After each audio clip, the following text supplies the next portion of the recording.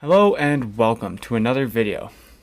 I got a great comment on my last video, bands I don't like, asking me to do some of the bands from that era that I did like. Considering all the bands in that video were bands that were from the era that I got into metalcore, I figured let's do a video on the main bands that got me into metalcore. So let's get into it.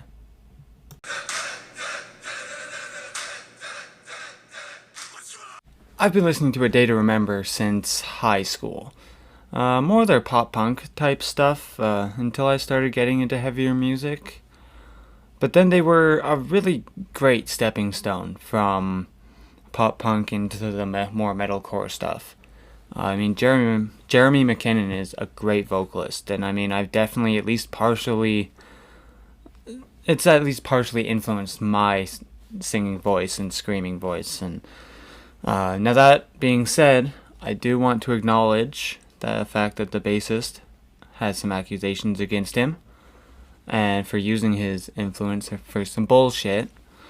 So, and you know, no one in the band has really said anything. So until then, until the situation's kind of resolved and we all know the truth, I'm not going to be supporting or listening to them, which will honestly probably be never with how these things go.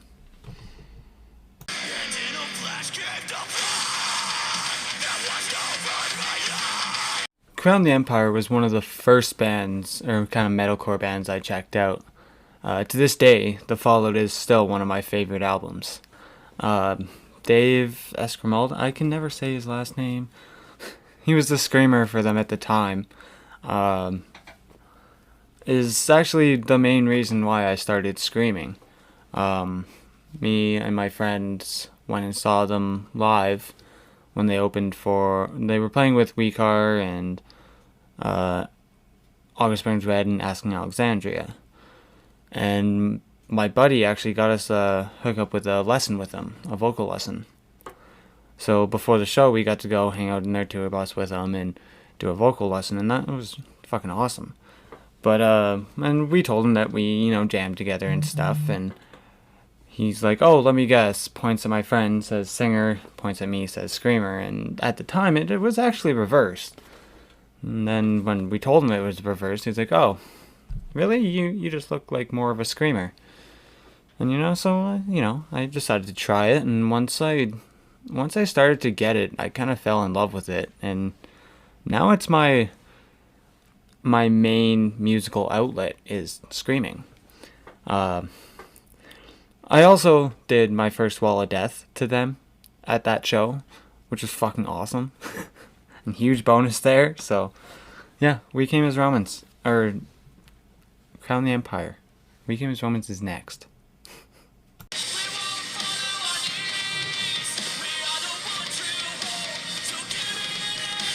Rest in peace, Kyle. We Came as Romans is definitely one of the most influential bands on my music taste. They were the first metalcore band that I really, really got into. And I just couldn't get enough of them.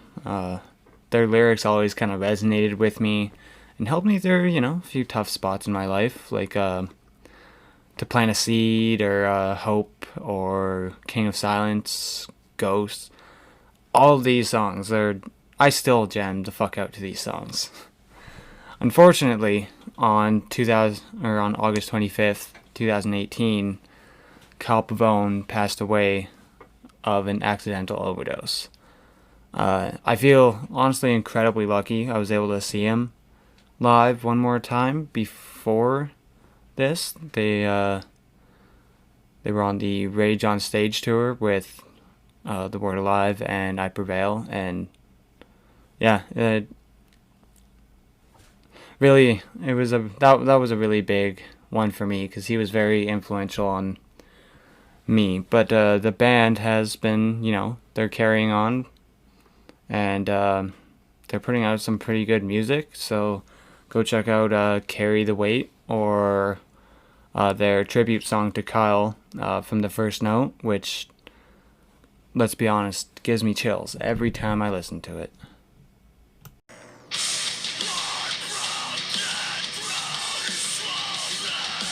So the first song I heard by Issues was their cover to Justin Bieber. It's Boyfriend. Yeah. What a great fucking start, because I love that cover. Then, I went back and listened to their Diamonds EP until they released their self-titled. And Tyler Carter's singing and with Michael Bond's screamings are still some of my favorite vocal pairings in the genre. Headspace was kind of the last album I listened to. Kind of started to fall off after that. Could definitely tell that they were moving in a direction that I just wasn't into anymore. But I mean, that's just not for me. And then there was also Michael and Tyler. They've lost both of their vocalists at this point due to some accusation type things. Bad stuff. So I guess we'll just have to see the future of Issues without them.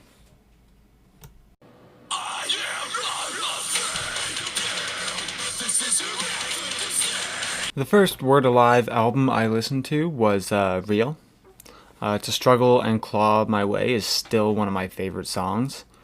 I think their EP Empire is the only album I'm not really into, to be honest. And I'm still super into. I'm wearing Word Alive Monomania hoodie right now, so I'm still super into all their music, Flag and. But yeah, I love almost everything these guys have put out to this day.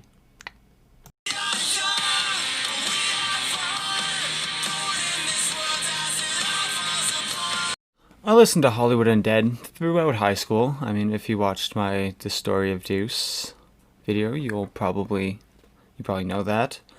But I never really thought of them as metal until I saw them live. And the first time I saw them live, they All Hail the Yeti and Abandon All Ships opened for them, and I loved the energy of the show.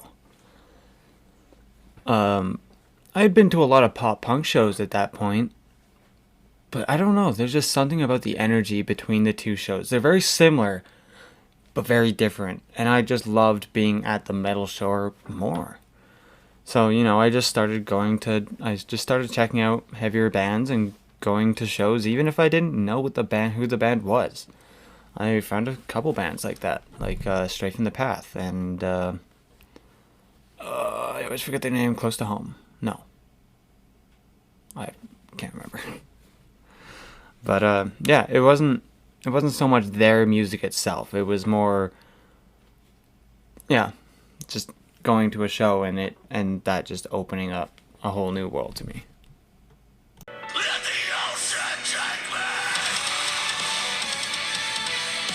The Amity Affliction is my favorite band of all time. I found them when my friend showed me Death's Hand, and I fucking fell in love.